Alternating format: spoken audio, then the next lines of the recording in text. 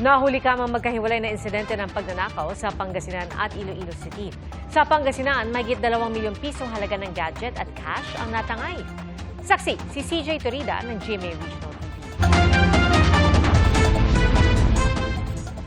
Alas 3:30 ng madaling araw nitong Sabado, nang mahulikam ang mga lalaking yan sa loob ng isang cellphone shop sa Tayug, Pangasinan.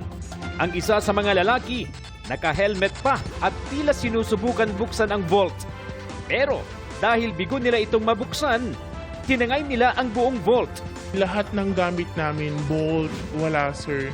Halos lahat ng unit, nagulat ako sir na may lumabas sa CCTV na may kumuha sa vault po namin.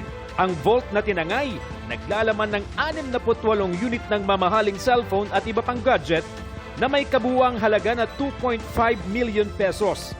Naroon din sa vault ang kinita ng shop na 200,000 pisong cash.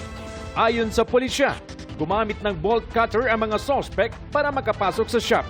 Patuloy po tayo na kumukuha ng mga CCTV footage dito sa vicinity nitong pinangyarihan. Nakikoordinate na lang po tayo sa LGU ng Tayug nang sa ganun ma-review po namin lahat. Nagbigay naman ng pabuya ang may-ari ng shop para sa kung sino man ang makapagbibigay ng impormasyon tungkol sa mga suspect. Akyat bahay naman ang nahuli kam sa Iloilo City. Noong una, nakablo ang suspect hanggang sa nagpalit siya ng long sleeves na gray na pang-itaas.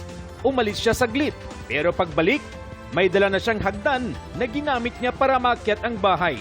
Nang dumaan ang ilang kabataan, nagpanggap ang lalaki na may tinatrabaho sa labas ng bahay. Ayon sa may-ari, walang tao sa lugar nang mangyari ang panloloob alas 3 ng hapon kahapon.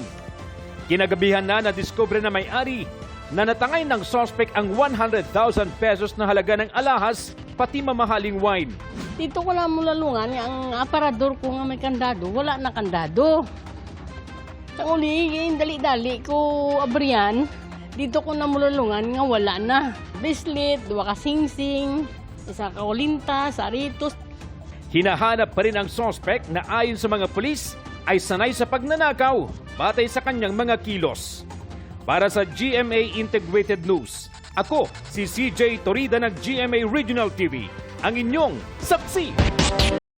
Mga kapuso, maging una sa saksi. Mag-subscribe sa GMA Integrated News sa YouTube para sa iba't ibang balita.